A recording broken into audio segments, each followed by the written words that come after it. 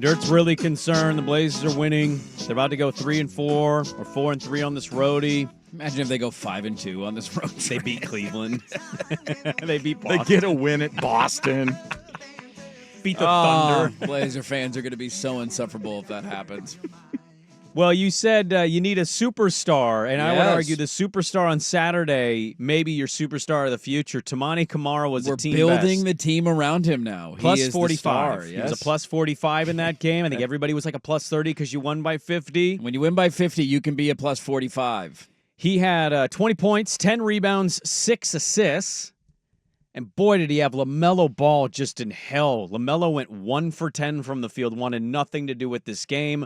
I believe Yusuf Nurkic was their second leading scorer, which tells you all you need to know about the Charlotte Hornets. That was the only silver lining on Saturday, is seeing him and think, thank God he's no longer in Portland. Many categorize sports radio hosts as hot take fat guy sports fan who largely is hyperbolic, and I'm going to do that right here.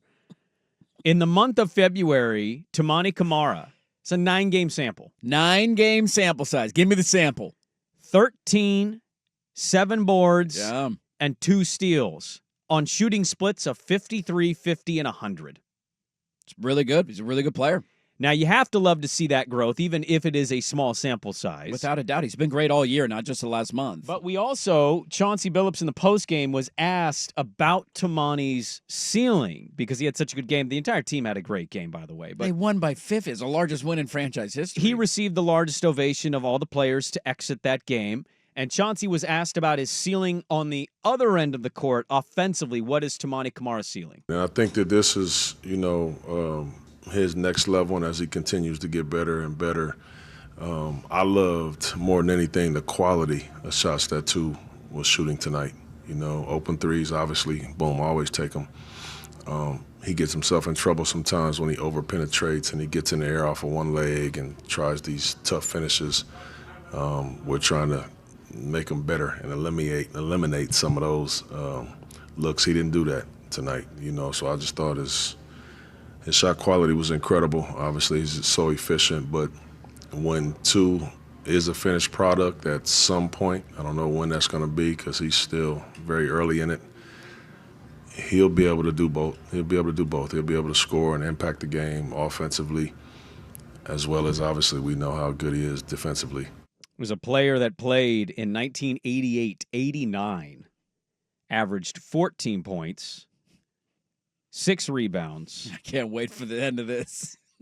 1.9 steals. Yeah, who is that player? He's known by his nickname Batman, Robin, Scott, or Pip. Scotty Pippen. Yes, he was. Year 2. Yes, Chicago Bulls. Look it up. Look at that. Look it up. Toumani Camara. Is the next Scotty Pippen. Not just because he wears number 33. Well, that's all. Hey, look at you connecting dots. Is my third eye open right now? Charlie Is that what Day. you're, is You've that got what you're telling me string right everywhere. now? Let me tell you how he's the next We Scotty officially Pippen. have the next Scotty Pippen. What does Scotty Pippen need to win? An MJ. Oh, okay, gotcha. Well, just checking on that. Just wanted to nicknames- circle back to the point of the last segment. Nicknames are so Batman who's the and Robin. who's the Michael Jordan of this team? He's Batman. He's okay. So we're gonna build around Robin. Is that what you're telling me? Well, I told you. Look, I hate doing Scotty's this. nicknames are Batman. Kamara's and having an unbelievable year, dude. He was awesome on Saturday. No wonder he's always confused on his basketball takes. His nicknames are Batman and Robin. Why? He can't be Batman. He can't be both. You're not Batman. He was never Batman in his career. He was Robin, and he was a hell of a Robin. He was a great Robin. But the whole point of this situation is that you need your Batman. And that's why I am overall frustrated. Now, you might end up getting your Batman this offseason. Maybe you get your 1% chance and it ends up hitting, and you're the Atlanta Hawks from last season. Camara has unquestionably been the biggest bright spot of their season so far. The way that he's grown and developed, he is a home run for Joe Cronin early in his tenure as general manager. And if you're looking for one piece that is going to get you optimistic for the long-term future of this organization, he is definitely it. The only downside of Camara, and there is not a lot of downsides because he was solid as a rookie, has gotten even better in his second year, and you just gave the numbers over what he's done in the last month. The only downside about him in his NBA career is that he's an older player. A lot of these guys, when they come in, like Cade Cunningham, for example, is in his 4th year in the league right now. And he has grown into his own in Detroit. All of a sudden, it's like, hey, maybe we got our guy. Maybe this is our guy we're going to build around. Cade Cunningham is younger than Camara, and Kamara's only in his second year in the NBA. It's because he was a 4-year college guy. And so right now, when you look at Camara, he's about to turn 25 years old at the end of the regular season or in the playoffs. I don't know when, I can't remember when the regular season ends. But at some point by the end of the year, he's going to be 25 years old, then going into year 3. That's the only downside on him, and the projections forward for him is that he's doing this at a slightly older age than some of the other young players in the league. Yeah, but what is, I guess, it'd be kind of to what Chauncey said, too, of the ceiling offensively. We know what he's going to work on this summer. Like, defense isn't something he needs to not be doing defensive slides all summer. He's an elite defender, yes. He already is an elite defender. Yes, he was that the second he stepped into the NBA. I'd be curious to see, Swag, do you know, top of your head, if they do like a receiving votes mention of all defensive teams? Because he certainly would probably be in that category if he's not. Do they just have one all-defensive team? Just first team all-defense? Or do we have multiple? 2. So you can be second team all-defense? Maybe. Is that a thing? I might be thinking of the all-NBA teams. That's, yeah. Yeah, you got 3 all-NBA teams. I know that. But he's like somebody that has that reputation already in the league as a player that's largely, I'd say, unknown by most fan bases. Yes, because the Blazers have not been on a lot of nationally televised games in the last 2 years. Right. But I'm just curious how much he can tap into. I jokingly give you Scotty Pippen's second-year numbers. I mean, there's a lot of comps there, man. It's the length, it's the athleticism, yeah. You know, and I know it's dumb. It's not no real statistical. Seeing the number 33 play defense that way with that arm length is That's like, where your head holy goes. crap. That's exactly where your head goes. You kind of connect those dots. Now, the three-point numbers, you can't really comp those. It's such a different game. Like, Scotty was 27%, but he was shooting 1-3 a game. Yeah. Right? And Toumani's shooting at a good clip right now. He's shooting more than Scotty ever would have. He's improved from where he was last year, which is key. But the leaps really for Scotty, and you do mention MJ, and I don't want to overlook that, so I'm giving you that. But, like, just talking offensive-based, if he can be a defensive player that's earning all NBA defensive nods.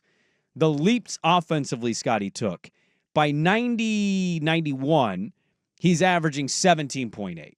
And that was his 4th season. By the 5th season, he's averaging 21, and then 18.6, and then 22, 21. Like, at that point, he's a solid, consistent 20-point-a-game guy. Yes. And right now, Toumani is on the season at 10, but in the last 10, he's at 13. I don't think he could take that leap necessarily, but is this a guy that gets to you guys by year 3 or 4, 18 a game? 19? Is that out of the realm of your thought of who he has Toumani to could keep be? his 3 because he's not going to get as many shots, I don't think, as Pippen did. So he'll have to keep his 3-point percentage up close to 40%, because if he's that efficient shooting it, then yeah, he can average. If he's hitting 3 or 4 threes a game consistently. Yeah. Well, I mean, the other thing, too, that helped, and I'm going to keep going back to this point because it's the elephant in the room for the entire organization, and that is, who are you going to build a team around, and how much did Scottie Pippen benefit from having, again... He already had Michael in place. Sure, yeah. I know when he got there. I know that he was there when he was drafted, but it's just like every defensive look you're going to get is key to when you're playing the Bulls against what? Yeah. Right? So... That's the one thing that you're missing. So but I Scotty unquestionably think he can get to 18. I think he has the ability to do it. Mm-hmm. But if you're not having a guy on the floor that you're throwing double teams at every night, this is the ironic, frustrating part, is that he would have literally been the perfect player alongside Damian Lillard. Like he is my God, he literally been. the guy that you were looking for a decade That's that who you could not Mo find. Harkless was. Yes, this is who Aminu was supposed to be. This is who, every 3-and-D guy that we had tried to acquire for 10 years 100%. was supposed to be an elite lockdown defender. Well, same with Denny and yes. same with Jeremy. These are all great players who would have been great around, but I digress. Yeah. But that's the part that I think is going to unlock his development is the most, is finding the guy that you're going to build a team around that turns into that player that then frees up looks for him, and he's kind of a forgotten part of the offense, and unquestionably he could get to 18 a game. So there's no realm in your guys' mind, as you're saying kind of the same things, there's no realm where maybe it's not just this one summer, but maybe the next couple with the experience, he becomes a little bit of a shot creator himself. I'm not sitting here saying he's going to be... Scotty was basically a point guard, right? Yes. He's a forward point guard in his time. You go rewatch the Bulls teams, especially in the late 90s. Yeah, they had Ron Harper and they had Steve Kerr, but Scotty bringing the ball up a lot, operating the triangle, getting Mike looks. He also created double teams himself because of how good he was. I know we're getting a little past ourselves to go to Scottie Pippen, But I'm just wondering, when you talk about ceiling for this dude who's largely a 3-and-D man, is there a world that exists where he puts in enough work where you can give him the ball and he is an ISO, or he comes off of a screen? I don't know if it is, but man, if it does, you're unlocking something that, my God, you only wish you could get in the first pick of your draft. Yeah. Let alone traded for as a second-round pick. He was a and throw-in. the last throw-in of a trade. Yeah, he was an absolute throw-in. If he can become a little bit more of a shot creator, the sky's the limit on what he can do. To Swag's point, he's got to keep that percentage up, and it's ticking up as the season goes on. He's averaging, by the way, 9 field goal attempts Yeah. per season this season. Scotty, just as an example, in year 2 was basically 12. Yeah. And half of Camara's attempts are coming from 3 this year. He's and averaging Scotty's were all 37%. twos, right. If you could keep it up around 38, 39%, man, absolutely he can turn into that. He's such a bright spot. And look, I wasn't shocked they won. I wasn't really surprised they won by 53. Charlotte sucks. Charlotte is terrible. And now they have an opportunity to continue to rack up wins. You cannot like it, but they're not turning the water off. No, the The water is on and it is flowing. Chauncey is the kid who somehow found the wrench, and he has gone outside in the street. It's summer. It's 98 degrees. He's opened that fire extinguisher. Or that, what was it? The fire, what is that called? The hydrant? The hydrant. the fire hydrant? Not the extinguisher. No, where nothing is Dirt getting wants the extinguished. extinguisher. I would like to extinguish this fire, but Chauncey they're not. has opened the hydrant. Now that water is just gushing out right now. And your Portland Trailblazers might get to like 32 wins this year. Yeah. I mean, it's not impossible. It's right where you want to be. I started looking at Right where you want to be. the No Ceilings group. Yeah. They do a lot of NBA draft stuff. I've just started looking at picks 8, 9, and 10. Liam McNeely out of UConn. Why don't we go ahead and dive into 11, 12, and 13 as well while The you're at it. freshman can play. He can. Derek Queen of Maryland, who's a forward center at 6'10", and Asa Newell at Georgia, who's also a 6'10" forward center. You want to go past that? You got the Duke center. You've got the. It's a good thing we didn't just take a center in the draft last year. So Where's You our said boy you wanted to Con take a Knipple? center. What? yeah, where's the nipple at? Where's Con Knipple? He's right in that wheelhouse, he's isn't gotta he? be falling Knipple's in there. higher than that. He's a I little bit think. higher than that in the mocks. Well, Demon 6. Yeah, Knipple for them is. Give me a second. He's 17. Knipple could be in your wheelhouse. We could get a nipple out of it. If you get to 12, maybe you reach up to Knipple, who's 6'6". I'd be all for that. Add a white to the team. Let's go, baby. I guess. That's the range I'm looking at, though, when I'm looking at mocks now. That's when you need to start looking at mocks. Statistically, you're not going to get to 1. No. It is. R.I.P. Cooper Flag. It might be over. Yeah. Right now, you are ahead of the Jazz and the Pelicans, and you may pass the Spurs, and you may end up passing the Suns after it's all said and done. The Sixers are heading this direction as well. I mean, look out. They're coming down that left lane. They're in the passing lane currently. Yeah, right now, your Portland Trailblazers, 9th. And if they pass the Spurs, they'll be 10th. Yep. And the Hawks are not very good. Nope. You could finish 11th. You could. If you don't completely sit guys. That last time I checked, that's right where you want to be at the end of the season. Get us, might win 30 games.